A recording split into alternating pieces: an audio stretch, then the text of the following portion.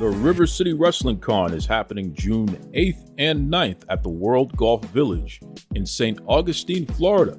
Visit rivercitywrestlingcon.com for more information and tickets. I'm telling you right now, brothers and sisters, this is going to be the biggest and best River City Wrestling Con ever. Guests scheduled to appear include the Icon, Sting, Trish Stratus, Devon, Dudley, Big Vito LaGrasso, Lita, Booker T, the Hardy Boys, and so much more. But get this, there will also be live wrestling action. Mission Pro Wrestling champion Tiffany Nieves takes on Ruthie J. We also have Scotty Sosa. We also have the gold medalist herself, the suplex queen herself, Tiny Thonally. She'll be in action. Once again, folks, World Golf Village, St. Augustine, Florida, June 8th and 9th, the River City Wrestling Con, rivercitywrestlingcon.com for ticket information. Check it out. That's right.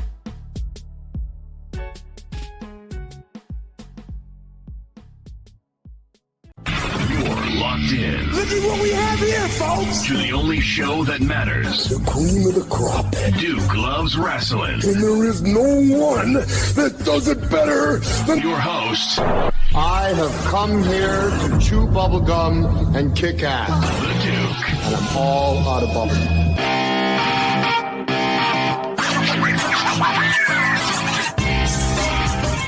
Brothers and sisters, welcome back to Devon and the Duke. This is the limited podcast series hosted by myself, Duke Loves Wrestling, and of course, the Hall of Famer, our favorite brother himself, Devon Dudley. How you doing there, Devon? I'm doing good, man. Just one day at a time. Tired as all hell. Just came back from the road. Was in Altoona, Pennsylvania. Very, very good show there. And then, of course, I was in Berkeley. I think I always pronounce it wrong. Berkeley, West Virginia. So I was with Frizzle's production, and it was fantastic. That was a really good turnout there. Shout out to our friends over at Frizzle. Certainly, they do a good job. They're keeping you booked and busy, huh? Yeah, they really are. And I said I got to make some time for a vacation. That's how much I'm just going constantly. But that's a good thing, and I'll never say no to any of that. Hey man, listen, out of sight is out of mind. So the more you stay out there, the more people continue to request you. That's good stuff there. In fact, you got the River City Wrestling Con coming up June 8th and 9th. That's at the World Golf Village down there in Florida. There, how are you feeling about that? I feel good. I mean, I've heard there's going to be a lot of people down there, and I can't wait. We'll try to pump this out as much as possible. In other words, get the word out and let the people know that we're going to be there. Frizzle Production, along with a host of other wrestling superstars, we're going to be there and just really make this worthwhile. I want everybody to come out and come say hello and show your love and support, because we're going to do the same thing when you do come out. So I'll be there from, I believe, from 10 a.m. to 6 p.m. Wow, that's a full day right there. Listen, folks, you heard the commercial right before you heard our voices here. rivercitywrestlingcon.com. You want to get your tickets in advance. I'm telling you, the walk-up business is going to be crazy. This is already pretty much sold out. I mean, they're approaching 90% already sold out. So if you want to get your tickets ahead of time to make sure you can see Devon Dudley, Booker T, Sting, Trish Stratus, the whole 9 yards there, then you definitely want to go to rivercitywrestlingcon.com. Get your tickets. It's going to be a hot day. It's going to be an exciting day. It's going to be a fun time there. So definitely, folks, check it out. Devon, some crazy stuff has happened just in the past week since we last connected here in the world of pro wrestling. But one of the things that is pro wrestling related, but has crossed over, so to speak, is this issue with the Jacksonville Jaguars. One of their players was accused of sexually assaulting a woman on an aircraft. And we know that the Jacksonville Jaguars is owned by Shad Khan, and his son Tony Khan is one of the executives of the company as well. and they are the owners of All Elite Wrestling. So there's your wrestling connection there. Now, Tony Khan, a couple weeks back, referred to the WWE as the Harvey Weinstein of pro wrestling. Now, with these rape allegations that have turned into a legal mess, what are your thoughts on the Khans here? Shad Khan, Tony Khan, Jacksonville Jaguars, AEW ownership. What are your thoughts on them having to deal with their own rape scandal in one of their companies? Well, I don't think it was the father that's, meant any ill harm verbally towards the WWE. Of course, it was Tony taking shots. And like we've said before, not only myself, but other people on the podcast, why are you concerning yourself with the WWE when you should be concerning yourself with AEW? Forget the WWE. You do your thing. Stop worrying about the WWE and what's going on over there. It's almost like he's trying to make this into a WCW, WWE/F rivalry again. It just doesn't happen. You don't have the star power like that to do that, I don't think. And, because back in the day, it was different. You had Flair, you had all of these guys that really, really were household names in pro wrestling and future legends and Hall of Famers way before their time. Tony doesn't have that roster. So why would you do it why would you even try to attempt to go after the WWE is beyond me. And the thing about it is, be careful of what you say about somebody because as you can see, the same thing that he accused or made fun of the WWE for, now his football team is on the hot seat. And again, we don't know. The guy is allegedly saying that it's false and it's not true. But he'll have his day in court just like Vince McMahon will.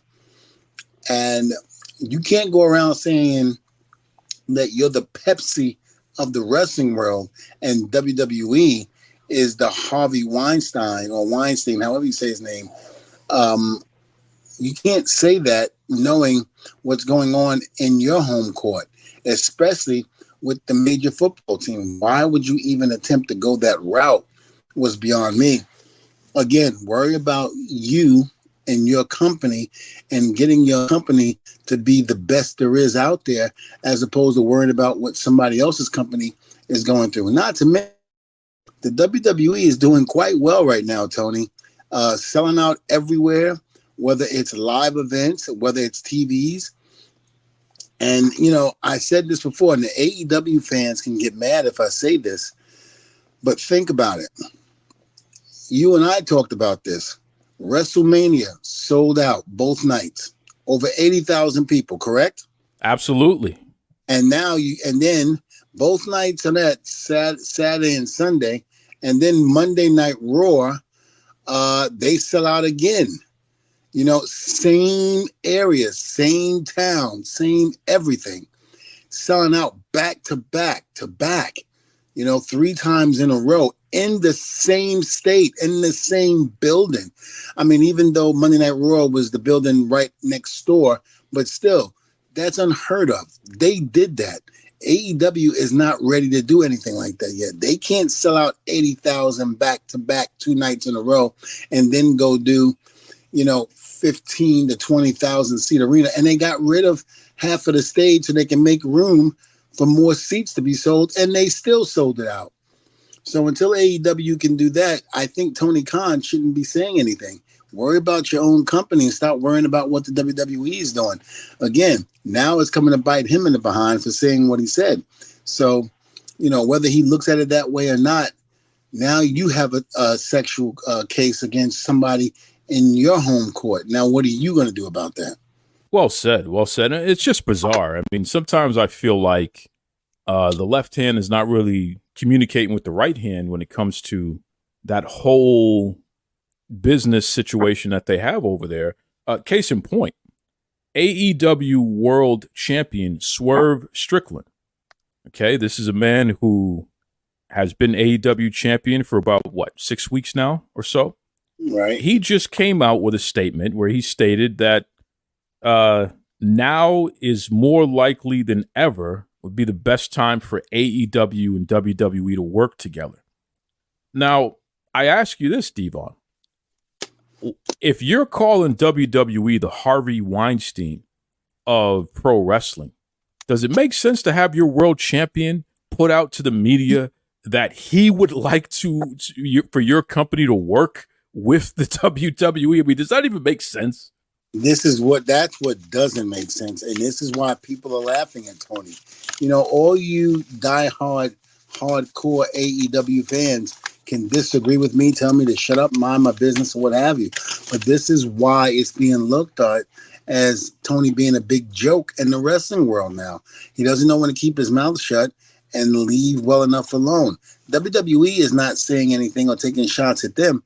And if it is, it's so minute, but not even remotely coming close to saying anything, like he said or like anybody else said. So here it is. You got your world's champion, Swerve, actually saying it would be great to go into business with WWE. The only thing is, I don't think Tony can handle a guy like Triple H and doing business with him. I just really don't think so. And I don't know. I could be wrong, but I don't know. I don't see it happening just for the simple fact that the 3 occasions that I've met Tony and how he is. I mean, look, Tony's a nice guy. Don't get me wrong.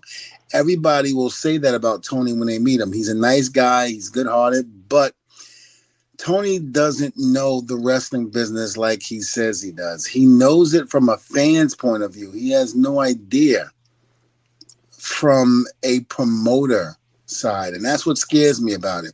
Because I think everybody, and I speak for a lot of people, they want to see AEW succeed.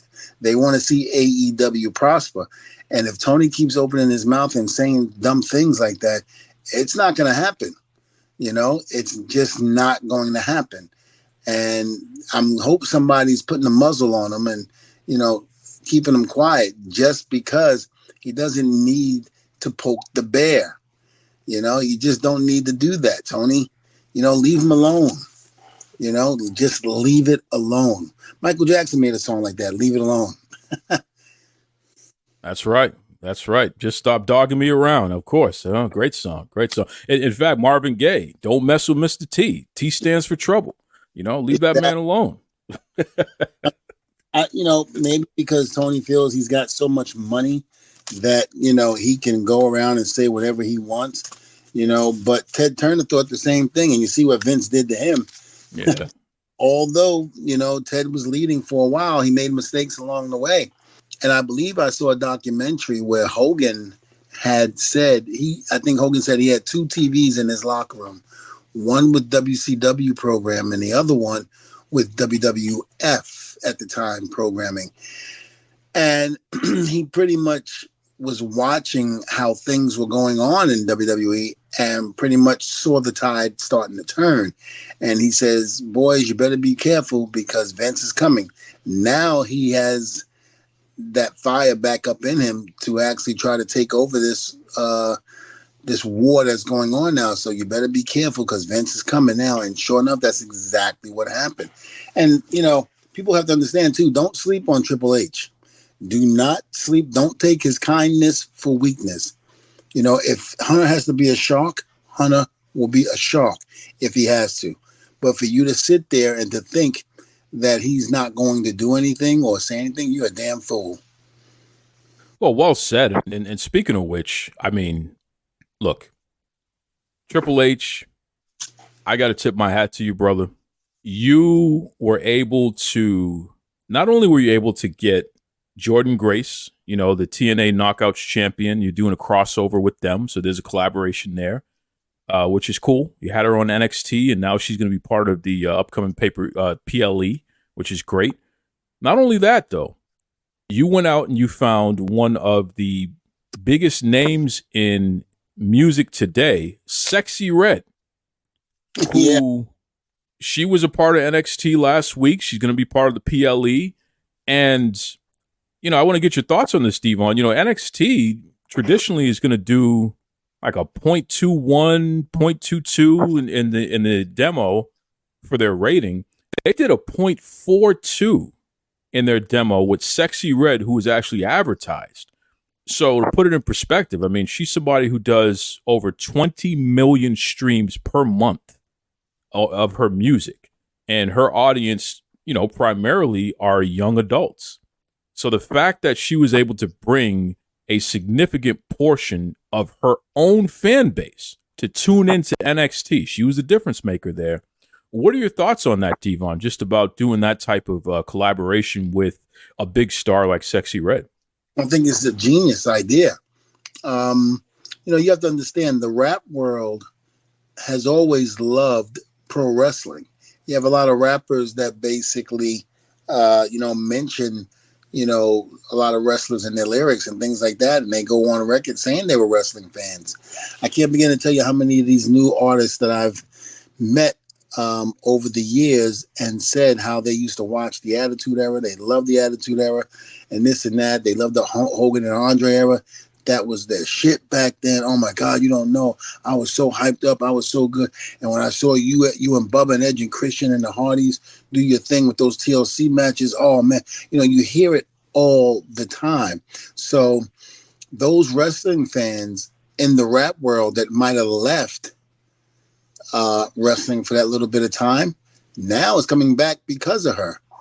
And she's bringing that fan base, which is huge. And even those who don't even watch wrestling or have never even seen wrestling are now watching it because they're watching her. And guess what? That's bringing in ratings. I got to tell you, I tip my hat, and you're absolutely right. And keep in mind, in October, NXT is moving over to the CW. Now, the CW network, they draw traditionally a high percentage of people of color audience, especially black audience, and they're younger people. So to start tapping into these artists or, celebrities in general who can maintain that demographic for you, it just makes sense. Well, I also think that, Vince tapped into other cultures, the Latino culture, the Indian culture, the Japanese culture, in terms of bringing in stars that represent those race of people. And, it was always huge. And I think African Americans across the board felt that Vince didn't do enough for the black community in terms of promoting black stars and things like that. Sure, the New Day got the rub, absolutely. Whether you say the New Day, The Rock, things like that. Yeah, but the way they, like, for instance, Jinder Mahal, I remember the big push that he got, leading up to him winning the title and how big it was and how they were really trying to get that India market and they were really trying to press forward with it. And even with Rey Mysterio with the Latino market, how they were just pushing so hard to get those people coming in to watch it. And so when it came to African Americans, a lot of black people felt that Vince didn't do his due diligence. He didn't do what he was supposed to do in terms of that. I also feel, now with Triple H coming aboard, he's doing that. He understands that. He's basically doing what he has to do to hit every kind of market there is to hit, especially nationality wise. My hat goes off to Triple H. He knows what he's doing. And listen, you might as well just sit back and enjoy the ride because it's going to be a fun one. Absolutely. I mean, when you look at it, Bad Bunny, Logan Paul, Sexy Red, if you just look at those three key figures right there and the following that they have, it's tremendous. They're bringing that to the so for any wrestlers out there, by the way, who say, well, why do you have to have these folks from outside of wrestling come in and they're taking a spot and this and that? Let me tell you something. Those folks have a following and a loyal following that spends money and watches programming and goes on social media and generates money for them in that way as well, watching videos and tweeting and talking and Snapchatting and all that stuff. If you're not doing that, then you need to take a step back and understand. Thank the stars for the house. Okay? What a Bad Bunny is literally the biggest music icon today.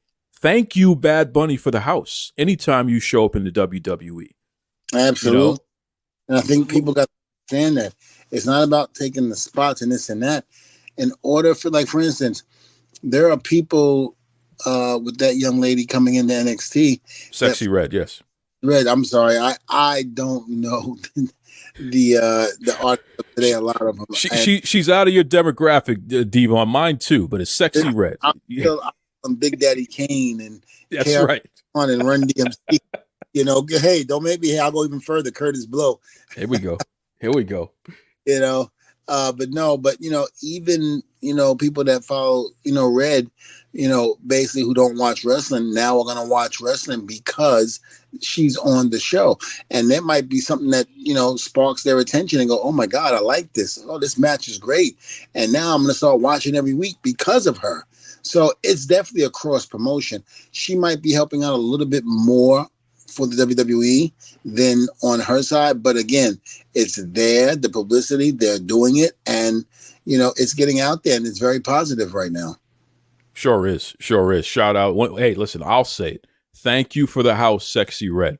The fact that you were able to deliver all of that extra audience, and they got to see Trick Williams, they got to see Lola Vice, they got to see the best and the brightest of NXT. Thank you, Sexy Red, for providing that. You just put a lot of money in a lot of folks' pockets. That's good stuff there. I'm a big fan of the storyline between Trick and Lashley. I love it. Oh my God, Lash! Oh, Lash legend. She. First of all, she is a legend in the NCAA. She has a bunch of different records and rebounding and what have you from Mississippi State, and she made it to the Final Four actually. Lash legend there. So she is a super athlete in her own right. Did you know that about her history there? Yeah, we've talked. Remember, I was in NXT. That's right. I talked. We talked somewhat. I'm not gonna say a lot, but we did. Talk a little bit. And I remember asking her because I had heard about her playing basketball, and she went into detail and told me some of the things she had done. And I was amazed because I didn't know that. And it was like NXT never really put that out there, I don't think. And if they did, I might have missed it at the time. But I didn't know it until I spoke to her. So again, everything that they're doing, they say wrestling is a male soap opera show, and they got me hooked with that story. All the things that's going on between those two, and I'm like, I can't wait. I'm intrigued to see what they do next with this story. Well said. And listen, what is that an example of? Black love. Okay. It has been, what's that? I say that all the time. Black love at its best. Black love at its best. And it's something that, quite frankly, we haven't seen a lot of through the years in pro wrestling on this scale. So the fact that they're even writing a storyline like this is just tremendous. And it's wonderful to see it develop, right? And, this is what I'm saying. They're touching base on stuff like that, and they're hitting it. So they're getting that demographic from the African-American community. But, is AEW doing that? And I don't see that there. I don't see that there at all. It's one of those things where I think they better start stepping up before somebody else starts taking notice and then calls them out on it. Tony, again, and I said this last week, he needs the right people in front of him to help him, because right now it is just not working. And I hope to God that the light bulb comes on with somebody over there that can really help him get everything going, because we would hate to see AEW fold or anything like that. Not saying that they would, but we would hate for them to really drop dramatically. I love the fact that they are a number 2 company, and I love the fact that they're really trying to make strides to be the best. And I hope they really succeed, but they got to clean house first. Well, listen, you just coined a phrase right there, drop dramatically. And unfortunately, that's exactly what happened with one of your former rivals, one of your best rivals in your entire career history, Adam Copeland, the man known as Edge. He was in a situation recently in AEW where he was standing on top of a steel cage, and I don't know what he was trying to do. It wasn't a splash. It wasn't anything like that, but he literally jumped from that cage and dropped like a rock, straight down. And unfortunately, he broke some bones in his leg. So he is going to be out for the foreseeable future. A couple of people weighed in on this. Booker T's weighed in on this, saying he doesn't know why the hell he even took that bump. Your brother, Bubba, Bully Ray, he's weighed in on this and said, brother, you don't have to do this. So I'm going to ask you, the Hall of Famer Devon Dudley, literally one of Adam Copeland's biggest rivals, greatest rivals. We saw it on the WWE Rivals show on A&E. And for all you folks that have On Demand, definitely I encourage you to check that out, WWE Rivals. That is the Dudley Boys versus Edge and Christian versus the Hardy Boys. Definitely want to check that out. But Devon, what do you think about Adam Copeland taking a bump like that at his age, and just the fact that he got so banged up as a result of it? Well, when you get a certain age and you're still wrestling in this business, it's like you don't have, especially when you've been as successful in this business as Edge has been, you can't really expect your body to hold up for as long as it's been holding up. Edge has to realize that those days are over, man. We can't just jump from the edge like that and then expect nothing bad to happen. But here's the deal also. Edge realizes that. And he went to Twitter and he pretty much said that, his body was like, no, wait a minute. What are you doing? I'm going to put you on freeze mode right now so you can understand, that we can't do that anymore. We're not those 25, 30-year-olds that, was hanging from ladders and hitting each other and doing that. Listen, it was almost like when Sting did that dive onto the thing. He's a 60-something-year-old man. He was diving, out of the Raptors. And it was just like, Sting, why? Don't do that. You don't need to. You are over more than enough to have to do that. And that's the way I feel about Edge. Edge don't need to do that anymore. But I think Edge realizes that now, and he said that in the video that he put out on Twitter. So, I think Edge realizes it was a mistake, but listen, I've been where Edge is. When your body gets a certain way and then all of a sudden it starts to tell you, no, we can't do that anymore. Then, you kind of listen to it to a certain degree. And then, the next time you're out there, you start feeling good. You're like, yeah, I got this. Oh, let me go up there and do it. And they do it because they feel like they can. And it's only until the end of that move when you realize you fucked up, and it's one of those things where, I'm sure Edge realizes that now. I don't think we will see Edge do anything like that again. But again, I hope a speedy recovery, Edge. I hope that you're right back in the driver's seat where you belong.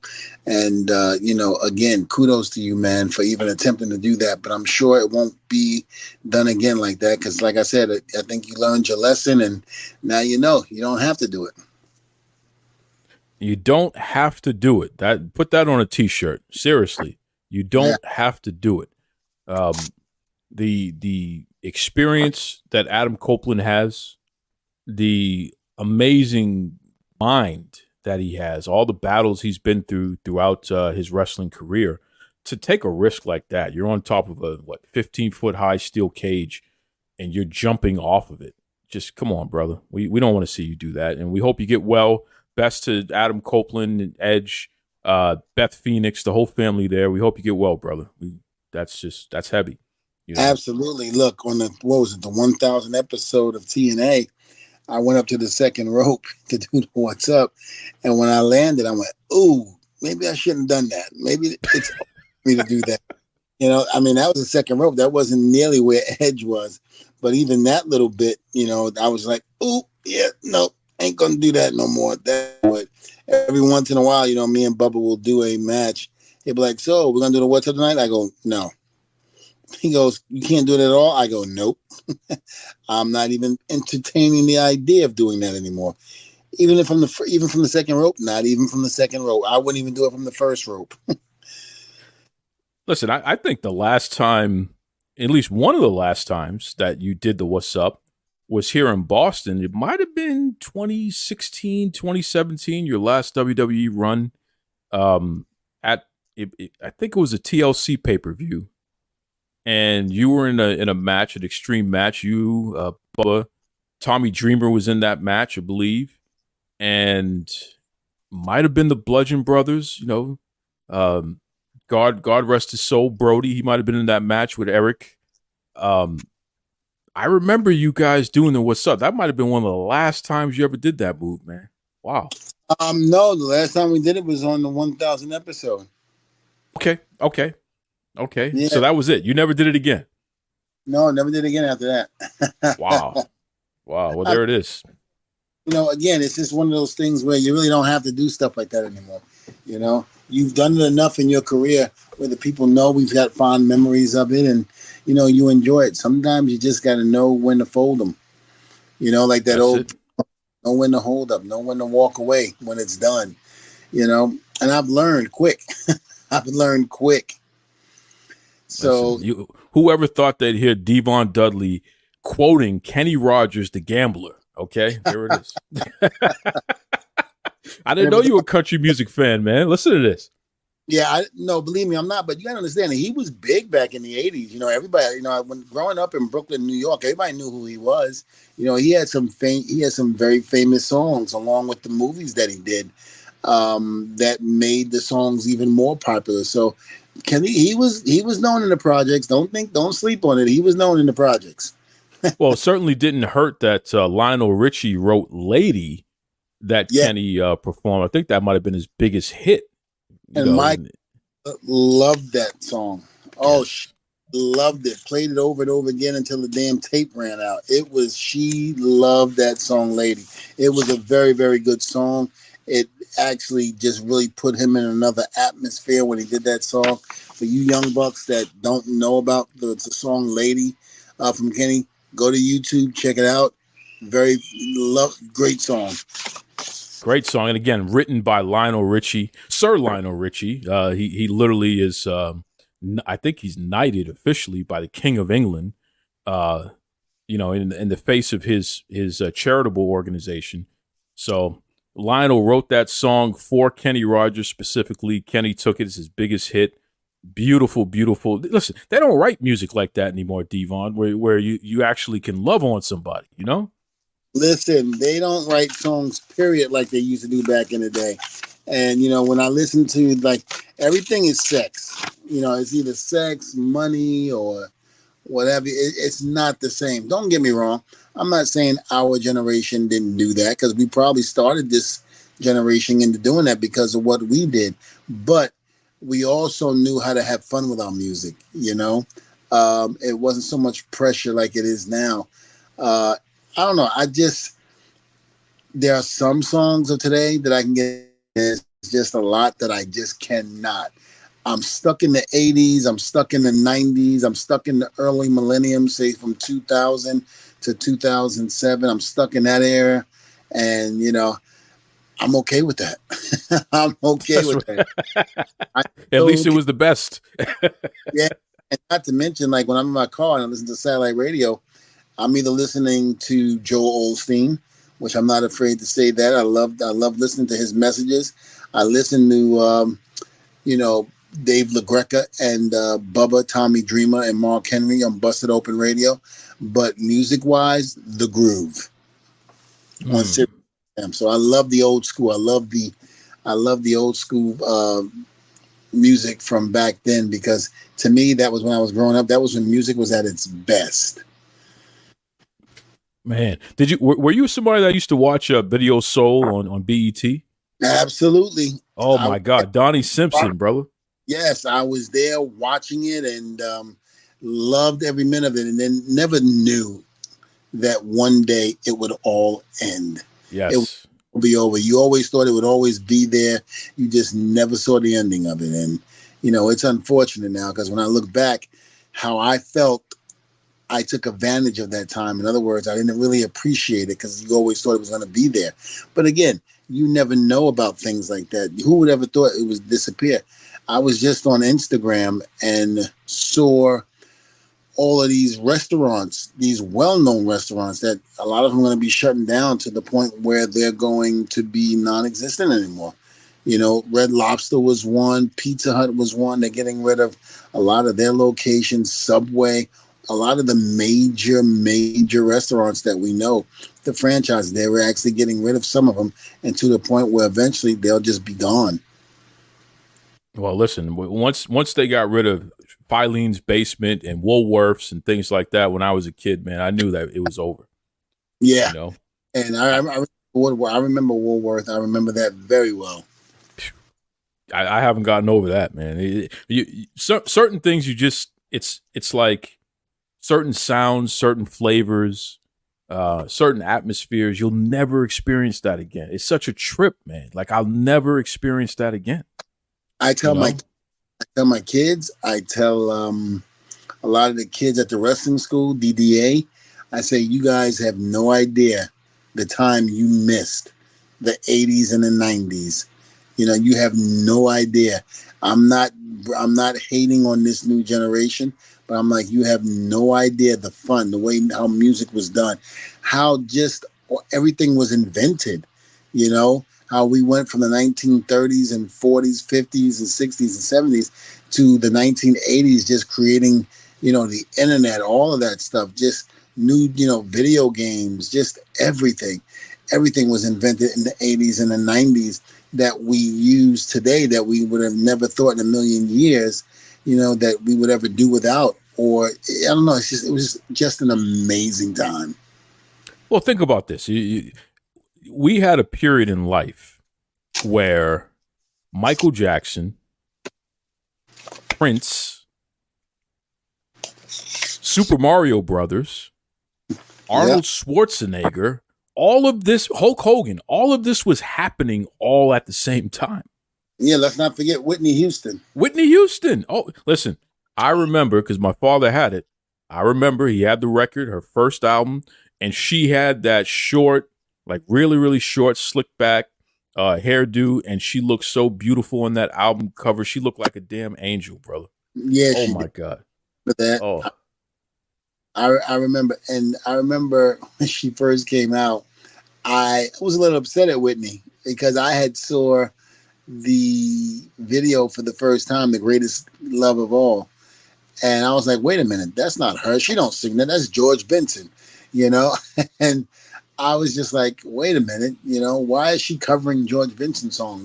And she's getting the credit for it. But I was young. I didn't know any better, So, I mean, again, it was just a beautiful time back then. And, like you said, all those stars that you just mentioned, I mean, it'll never be like that again, unfortunately. Man, you messing me up now, Devon. 1996, Harbor Lights. I saw George Benson and Kenny G. Talk about a back-to-back lineup. George Benson and Kenny G perform at the same concert there. And in fact, George Benson, everybody was yelling out, Broadway, Broadway. When he did Broadway, he brought the damn house down. Oh yeah. My God. And, a lot of this new generation can't even fathom music like that. Mm-hmm.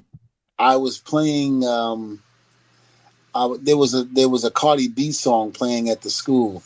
And one of the students looked at my son and said, your father knows that song? And he went, yeah. And he was like, and I started singing some of the lyrics, and she goes, oh my God, and he's singing the lyrics. I looked at that person, I said, listen, understand one thing. Before there was Cardi B, there was MC Light, there was Queen, there was Moni Love, there was the real Roxanne, there was all of these other females that blew them out the water, but yet they got their start, people like Cardi B and them, from listening to artists like that from back in the day. So don't look at me as being old. I remember people that you would never even have thought of. So I was like, I might be older, but don't sleep on me now. Don't sleep on experience, baby. That's right. Like some of those comedians go, watch out, young fella. That's right. But I will say this, because I keep trying to bring it up and I keep forgetting. My memory goes blank. Too many headshots. I was on the plane coming home today, and I happened to look at the documentary on Netflix, the making of We Are the World. Oh, yes. Love it. Love it. It was a fantastic watch. If you have not seen it, I suggest you go on Netflix and take a look at it, especially our generation. I don't know if the new generation will understand like our generation will, because we lived it. We were there, you know, how important that song really was. And then think about it. After the American Music Awards, all of those stars that were in that song left the music awards and went straight to the studio at like midnight, started and didn't get out of there till like 4 or 5 o'clock in the morning. And these were big name people with egos and stuff like that, you know? So who would have ever thought that Quincy Jones, Michael Jackson, Lionel Richie would have gotten all of these huge stars during that era to come and to do that? And I almost forgot, because I remember this very well, but I had forgotten it because it had been so long, that at 7:50 a.m., the world, all around the world, played that song at the same time. In other words, when 7:50 hit, everybody around the world played that song, got together, and started singing it in unity across the world. It was like, that's how big that song was, and how it helped raise over $80 million for the starving people in Ethiopia. It was an amazing time back then. We could just do a podcast of talking about the 80s and 90s, and I guarantee you we'd be as big as any other podcast out there, because you'd have a lot of people reminiscing about what we talk about. It was just truly a great time. When Netflix does things like that, I'm instantly glued, because I missed the time growing up. I missed the 80s. I missed the 90s. It was such a great time. And you didn't have to worry about nonsense. There wasn't disrespectful people to the point where a lot of people are now. It was a different world, a different time back then. You know, it's funny that you say that, because everything that you just said to wrap up your comment was embodied in Diana Ross in that documentary. If you remember correctly, she literally started breaking down, crying. Yeah. Right? Because of all the stars that were there under one roof for the occasion.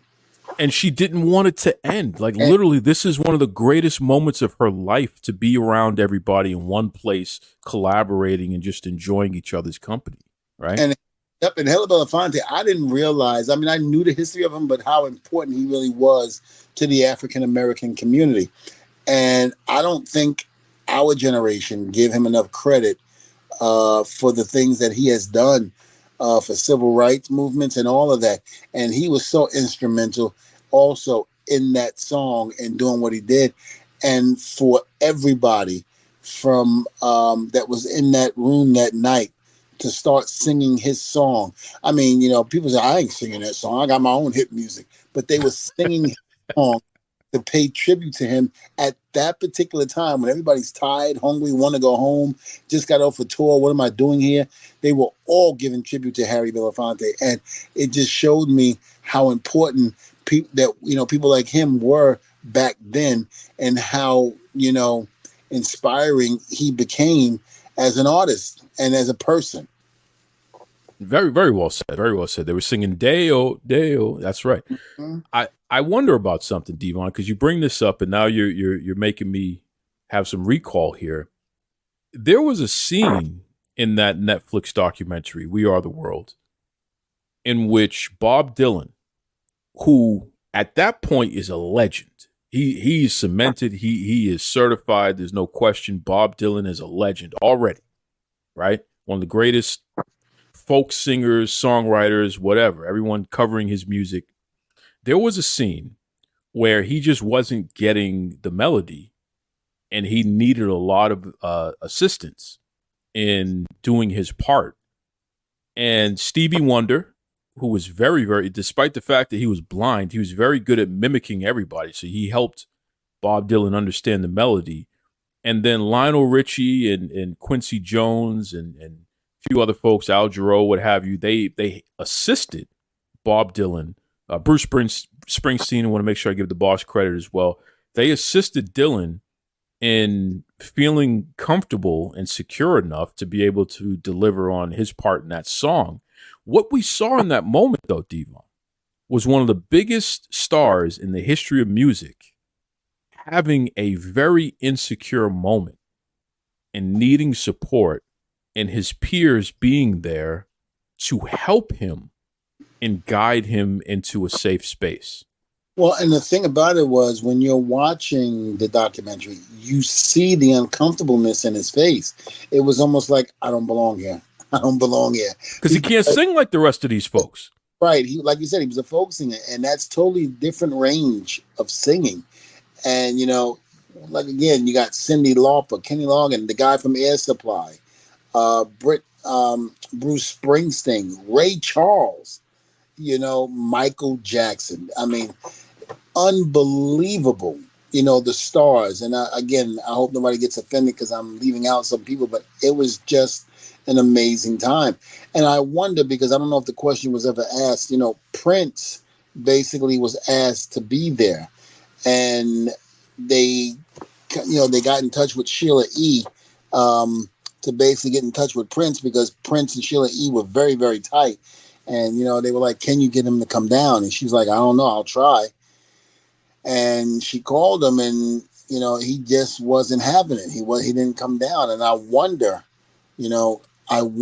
if he ever regretted not coming down there. No one ever knew that this song was going to be as big as it was, you know. No one ever knew that. It won Album of the Year, Record of the Year. It won all of that the next year at the Grammy Awards. So nobody knew how big this song was going to be. And again, everybody took time out of their schedule to go do this. And you know what the great part about it was? All these egos in that one room did it all for free. Great point. Great point. They knew what the course was, and they went out there and they did it. And it almost made me tear up when I was watching it, because I'm like, man, think about this. They all got together. They didn't have to be there. They could have made excuses in their busy lives, especially after the music awards. Why do we have to go there? We have our own stuff to deal with. But they put their egos at the door. Quincy Jones wrote something down on a piece of paper, so when they first walked in, they looked at it. It said, leave your egos at the door. And that's exactly what they did. They left it at the door. They created history that will never be forgotten. And now this documentary, I think, is going to do extremely well on Netflix. And I'm so happy that the powers that be did what they did with this, because it was truly a great watch. Shout out to Netflix once again. The We Are the World Netflix documentary, absolutely worth checking out, folks. I checked it out. Devon checked it out. We want you to check it out as well. And don't forget, Monday Night Raw is moving over to Netflix starting in 2025. So how fitting. Netflix delivering on all this top-notch content.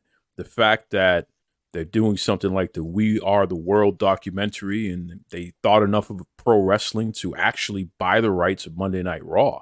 So it's pretty awesome to just think about that. Netflix is going to be part of the family. So shout out to Netflix. Thank you for all the great work that you do. And we can't wait to see what happens next for sure. Absolutely. It's interesting, Devon, that we go down this road of nostalgia and think about life. Because at the end of the day, that's what we're talking about. We're talking about life. And you and I had a conversation a couple weeks back. And I talked to you offline about this before we started recording today, and asked you if it was okay if we brought it up on air. Because you had a situation where you had a tremendous health event in your own right. And quite frankly, Devon, we almost lost you. Yeah, I had a stroke November 13th of 2020. And I was always embarrassed to talk about this because, you know, I'm Devon Dudley. I'm supposed to be strong, fit. I'm too young to have a stroke. Nobody should ever look at me in that light, you know. And over the years since the stroke, I realized that that's not the case, you know. Nobody is Superman. You know, everybody's human, and they're going to go through their stuff. So I finally accepted it, and I was like, you know what? Don't be afraid to talk about it, because talking about it, you could help somebody. You know, I didn't like talking about it because the dirt sheets made it seem like I was dead. I was dying, but I was, and I got angry for them putting it out there. Because I didn't go into grave detail about it back then, but I just thought they took it just a little too far when they put the news out there. But yeah, my blood pressure for a long time, I couldn't get down. I was very stressed. When I was a producer for the Vince regime, because it was a very, very stressful time for me during then. How Vince ruled things and did what he did, but it caused my blood pressure to just constantly stay up. Couldn't get it down to save my life. And I started getting signs of it. I was getting dizzy certain, points of the day. I would walk down the hall and basically start feeling dizzy. Had to grab the wall a couple of times. And it was the stroke starting to form, but I didn't know that. And finally, I went down to Hollywood, California with Alexa Bliss and Charlotte Flair. WWE asked me to go down there with them to help produce their scene with NBC for the new Punky Brewster show. And I said, yeah, not a problem. I remember saying goodnight to both Charlotte and Alexa because we had to go get COVID tested. And it was like the minute you got off the plane, you had to go get COVID tested. Then you go and do something, and you got to get COVID tested again. I mean, it was crazy during that time how many times we got COVID tested just to go across the street, it seemed like. And so we said goodnight to each other. I went upstairs. I called my wife. I ordered some Panda Express. And I remember after I was finished, I told my wife, I said, okay, I got to get up in the morning. I got to meet Alexa and Charlotte downstairs at 8:30 in the morning. So I'm going to go to bed. So, it's a long day for me. I'm really excited because it's the first time that WWE trusts me to go out there and to, look over Charlotte and Alexa, who were two, the biggest stars at that time, women-wise. And I'm going to produce their segment on an NBC show that's about to be rebooted, Punky Brewster. And I remember saying goodbye to my wife, going to the bathroom, leaving the bathroom. Now, usually in my hotel room, I lock the door and I put the latch on there. I've done that since day one. But as I'm walking out of the bathroom, something kept yelling at me, take the latch off the door. Don't lock the door. And it kept bothering me because I was going to ignore it because I was like, no, I always lock the door. Don't stop. And as I'm getting closer to the bed, something said, take the latch off the damn door. And I'm just like, somebody was talking to me. And I'm just like, what the hell? So I was like, F it. It's gonna mess with me. So I might as well just take it off.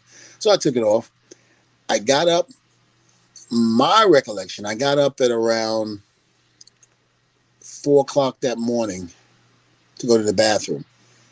And I went to go step out of the bed and I couldn't feel my legs. But I thought it was one of those things where you basically laying in the bed, you're sleeping, your legs fall asleep on you. So I got up to walk to the bathroom and fell completely face first on the ground. And I was like, what the hell's going on? And I tried to get up, could not get up for the life of me. Didn't know what was going on. So I had to army crawl to the bathroom. I army crawled to the bathroom.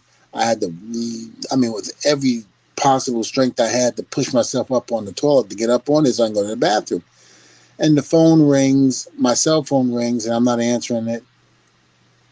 I'm sitting up there telling myself, get up, let's go. I couldn't get up.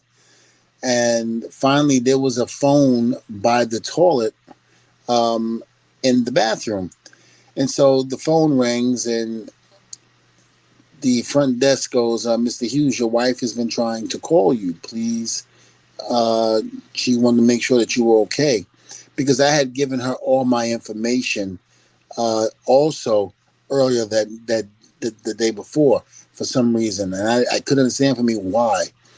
And I remember giving her, them saying that. And I said, tell my wife I will call her back I'm being stubborn at this point. I'm like, tell my wife to leave me, I'm fine. Don't worry about it. Relax. I will answer the phone. I'm in the bathroom right now and I'll call her back. And I remember hanging up the phone on a guy because I was pissed. And I hung up the phone and she calls the cell phone again. I don't answer. Finally, I was like, oh, you better do something. So I went to go try to get up the toilet. And again, I could not feel my legs. So I kind of put myself down on the ground, started army crawling back to the bed. And the phone just kept ringing, and then it stopped. Then I finally got myself up on the bed. The phone rings again. My wife is constantly calling. It rings again. And I realized that I must have rolled over and kicked the phone off the bed because now it's on the other side of the bed on the floor. I was like, you got to be kidding me. So I reached down, trying to get it. And it took a little bit for me to get it, but I reached down actually and got it, picked it up. And I answered it. I was like, didn't I tell you I was going to call you back? She's like, what's going on? What is wrong with you? How come you're not answering the phone? And I told her what was going on. My wife's an RN.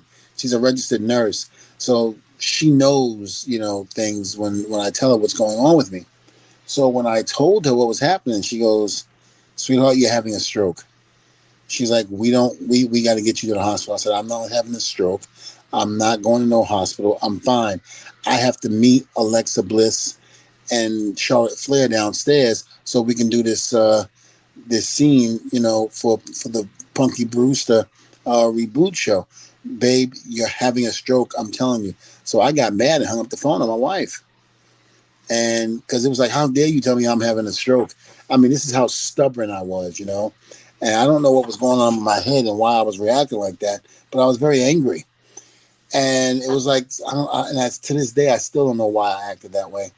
And she called downstairs and told the front desk, she said, listen, my husband is being stubborn. He's having a stroke. Somebody needs to get upstairs now and get him. And they were kind of like brushing her off. Yeah. And that's when she said, listen, if someone doesn't go upstairs right now, I will sue not only this hotel, but I will sue everything around it. I'm warning you, if my husband dies, this hotel is going to be liable for it. So they said, okay, fine, we'll send somebody up to do like a wellness check for him. So they came upstairs, knocked on the door. They said, Mr. Hughes. I was like, what do you want? I'm still acting stubborn. And they said, your wife called. I said, damn it. I said, would you tell her to stop calling? It was like, yeah, well, she wants us to check because she thinks you're having a stroke. I said, I'm fine. They were like, well, can you open the door so we can see you, please? And that's when I had to check my ego and pride at the door. And I said, I can't. I said, you guys have to come inside. I said, I can't feel my legs. They came inside. They said, we got to call 911. They called 911. The ambulance came. They put me on a gurney and all that. They said, Mr. Hughes, you're having a stroke. And I looked at them like they were crazy. I was like, I'm too young to have a stroke. I'm 45 years old. There's no way. They're like, no, Mr. Hughes, you're having a stroke. We got to the hospital. They told me that if my wife did not call when she did and do what she did, that I would be in a wheelchair permanently, or I would be in a nursing home or dead. And, to this day, when people question, why does Devon always put his wife on social media, his love for her and this and that, God, we're getting tired of it. Because if it wasn't for her, I would not have been here. If she wasn't so adamant in making sure that I answered that phone and spoke to her, I wouldn't be here today. And so I'm very grateful for everything that she does. Even when we get into our little fights and arguments, and I get pissed and what have you, I always think back to me being in California and almost dying and not being here. I would have never met you. We would never be doing this, and I would have only had two kids. That my two girls, my second son my fifth son would not have been born today. If that would have happened, if I would have died. So I'm very grateful to my wife. I'm very grateful to the hospital and the young nurse that took care of me during that time. I'm also very grateful for Stephanie McMahon, who I was pissed to at the time because Stephanie called me and I was so grateful about it. I was very, very grateful about it. And, She left me 2 messages because I didn't answer the first 2 because I was out of it. They had to run a stent through the groin to the left side of the brain to break up the stroke. And so I kept constantly missing her calls. And, she was just giving me such encouragement and things like that. So when I was going on my podcast and thanking her, I made the mistake and said I was infatuated with her, as opposed to, I forgot the word I was going to use. Infatuated. I was grateful, or what have you. Like I really liked her a lot, but liked her in a respectful way. And of course, the media, dirt sheets. Oh, Devon's in love with Stephanie. I'm like, no, man, I'm not in love with Stephanie like that. I'm just infatuated. I was saying I was infatuated with her as a person, how she handles herself, how legit she is, and how smooth she is. I was like, she is probably one of the most nicest people in the position that she was in that I had ever met. And I was honored that I could call her my friend. And for her to talk to my wife and to leave those voice messages on my cell phone to give me the encouragement to fight through what I was going through, it was truly amazing. And that's why I'm very grateful for people like Stephanie McMahon and Triple H. And I will always be that way because of how they were during the time of the stroke. And of course, my beautiful wife, Taylor. So let me start with Stephanie McMahon. Shout out to Stephanie and Triple H. And I agree. I mean, I understood when you originally made that statement, the point that you were making, to be treated with such humanity and care and respect, and to be treated like a human being, not just a number, not just what can you do for our company, but legitimately to be treated like a human being, like a friend, like somebody who matters. Stephanie McMahon knocked it out of the park, man, and it was genuine. To this day, I still have those voice messages. I never got rid of them. That's a big deal. So absolutely the utmost respect and appreciation to Stephanie and Triple H for just showing the compassion and, again, the humanity that you show Devon and his family during one of probably the most challenging time ever for these folks. And if I'm not mistaken, I got to remember my wife, but I believe some flowers were sent too. Wow. Like that to the house. So, again, this is why I said on another interview, I'm a Triple H guy. It's not anything against Vince McMahon. I'm not saying that at all, especially now with what he's going through right now. But I'm just a Hunter guy. He was the one that hired me as a producer, and, he was the one that really, really helped me when things were not going well. And so I will always be grateful to him for that. And ironically, when he went through his own health challenges, thank God that he was paid it forward. The humanity and the respect and the appreciation that he showed you, he got that right back in return, and he certainly needed it. Absolutely. And I remember because I called Stephanie and I, was checking on, telling I was, wanting to check on Hunter and see how he was doing, because no one really knew the full story about what was going on until Hunter released it himself. So we didn't know what was going on, but, I did the same thing Stephanie did for me. I left a voice message that she didn't answer, and I didn't really expect her to answer. Her husband is, going through what he's going through and this and that. So I was very grateful in that aspect to be able to return the favor. Unfortunately, the situation that he went through, didn't want to, was hoping to never have to return it like that. But I was very happy that I was able to, show my love for him and Stephanie and the family, because, again, they didn't have to do what they did, but they did. And I was very grateful for it. And I will always be grateful for it. So you know what? If the dirt sheets want to go and say stupid shit like, oh, Devon's infatuated with Stephanie. Yes, I'm infatuated with Stephanie, and I'm also infatuated with Triple H in a good, positive business way and in a friendship way, not in a rude way like these guys tried to make it out to be. I'm just very grateful for how their friendship and their love that they showed me and my family during my most vulnerable time. And it was like they took that, I'm in my hospital bed. They actually took, I wasn't in the hospital, I'm sorry. I had just fresh out of the hospital. they took that and turned it around and made it into something that it wasn't. And, I never really got to express how I felt during that time until now being on the show with you.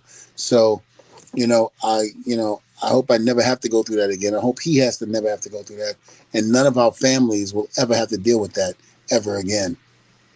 That is amazing, Devon. Just such an inspirational story and so much that you've gone through. I wonder, here we are now, 3 years later. How does Devon Dudley feel today? Well, I feel fantastic. I did the 1,000 episode with Bubba for TNA, and training for that was a little hard. And I say that not because of the stroke or even the back surgery I'll get into, but it was because I hadn't taken a bump in almost 7, maybe 8 years. Although I had been still in the gym and training, rehab, doing all of that, it's a different animal when you're training to get inside the ring. And it took a lot out of me, but we did it just for what we did it for the 1,000 episode. We did it. I got a clean bill of health from my neurologist. They had been checking to make sure that everything was under control. And I'm happy to say that they said that I won't have to worry about it no more in terms of blood thinners and all of that. I don't have to take that anymore.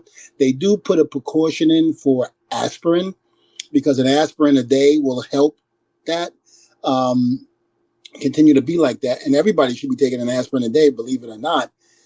But in my case, the blood thinners, all the other medication, I am clearly off. I, again, have a clean bill of health. And, they said, even if I wanted to get back in the ring, just no chair shots to the head. I can't do that anymore. But other than that, if I wanted to wrestle again, I can get in there and wrestle. There are there's nothing stopping me from doing that. Now, real quick on the back surgery, it was like almost 8 months later after having the stroke, then my back went out.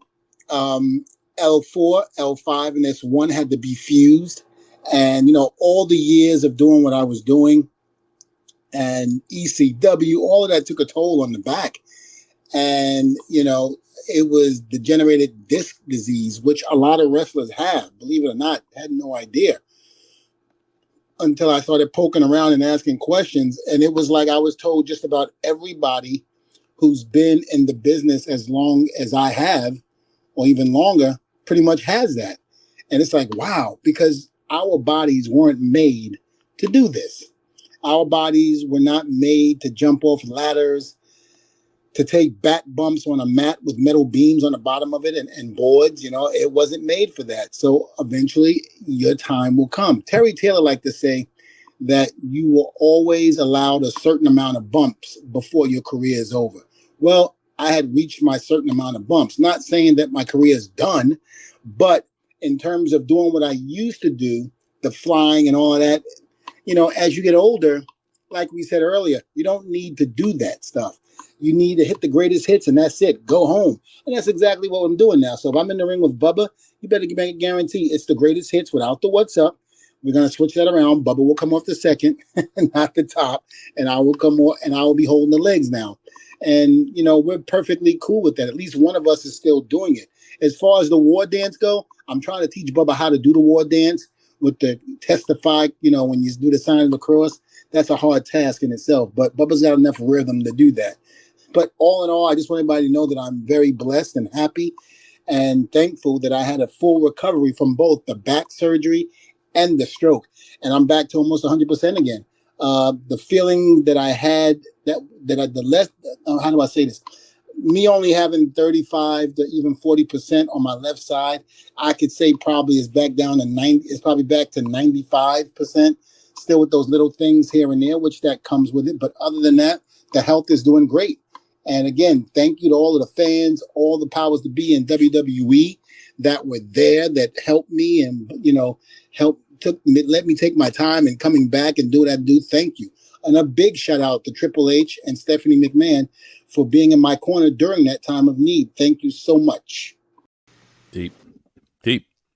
These are the moments that define character.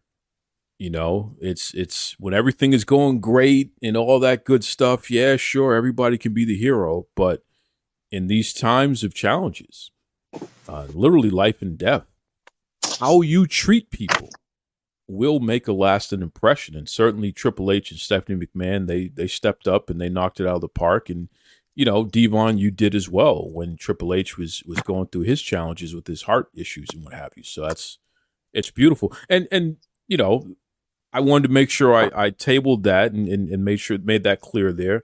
And now let's get to the main event. Devon, your wife, Taylor, is a tremendous person. And I know you and I, we joke about it offline, and I always remind you that she's a pretty popular person because she's so gorgeous. She's absolutely gorgeous. Everyone loves her. Fans, people in the business, they always talk about how gorgeous Devon's wife is and how it's amazing. You know, Devon really, he did a great job there. He's got a gorgeous wife. But the fact that she is so great at her job that she could talk to you on the phone and just listen to your symptoms and automatically know what you're going through, and then have the presence to be able to motivate people to check on you and essentially save your life. Let me tell you something, brother. All you could ever do for the rest of your life is honor that woman, right? Oh yeah, and that's what I do. You know, hands down, I honor her, and you know, she's my life support. She likes to say I'm hers, but she's more mine than anything. And you know, very happy. Sometimes I wonder, I'm like, how the hell did I get a woman like this? You know, it's like it's incredible, but yet, you know, she's my everything. She's my rock, and no man or woman will ever come in between that. I love it. Shout out once again to Taylor, Mrs. Devon. You are absolutely appreciated. Thank you.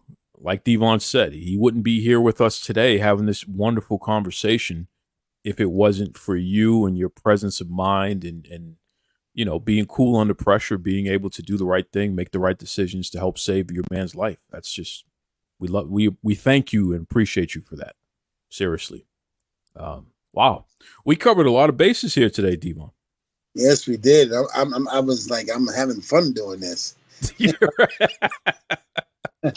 And anyone listening right there, if you're having fun listening to us, hey, we want to hear from you.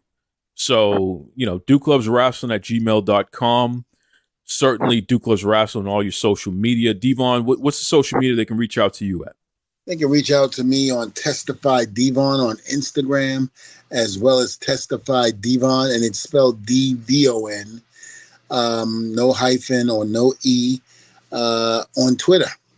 You know, so Testify Devon on Twitter, Testify Devon on Instagram, and my Facebook is private. It's only for my family and friends because I put up a lot of private pictures that I don't want the public to see or know. So I make sure that, you know, my family, who I don't get to see all the time, back in New York, back all over the United States, because everybody's so spread out, that at least they get to see what's going on in my life.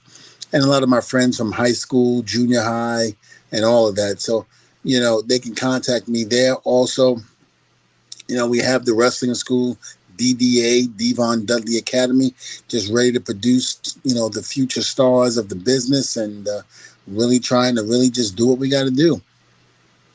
And once again, folks, the River City Wrestling Con, okay, June 8th and 9th. If you want to meet Devon Dudley live, this is a perfect opportunity for you. The weather is going to be fantastic. I mean, come on now, St. Augustine, Florida, you can't beat it. Join Devon and the whole crew there. Everyone's going to be there, from Sting to Booker T, Trish Stratus, Lita, the Hardy Boys, you name it. Okay, rivercitywrestlingcon.com for more information so you can get your tickets ahead of time. Guarantee that you're going to be there. Certainly. Listen, Devon Dudley, as always, man, I appreciate touching base with you, and the fact that we get to have these intimate conversations for the world to hear is just truly a blessing. And for all you listening out there, join us next time on Devon and the Duke, because you know we're going to talk about what's current. We're going to tell some great stories. Most of all, we are going to remind you about how precious life is and why you need to celebrate it. So, Devon, take us out, brother. Well, you know, again, God bless you, the fans that have been in my corner, taking care of me and showing me the love that you have over the years. All I got to say is, oh, my brother, testify. Till next time, be kind to yourselves and be kind to others. Take it away, Tony Schiavone. This is Tony Schiavone, and we're desperately out of time on Duke Loves Wrestling.